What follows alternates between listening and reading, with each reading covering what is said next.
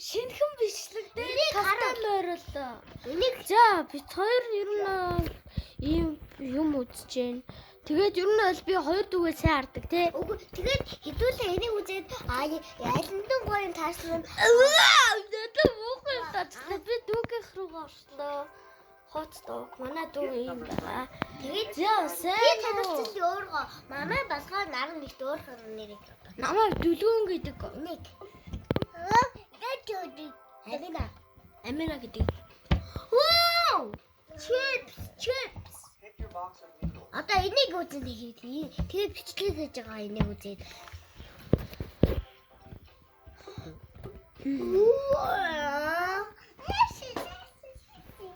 Ханаас өнгөж өрөхгүй шүү дээ.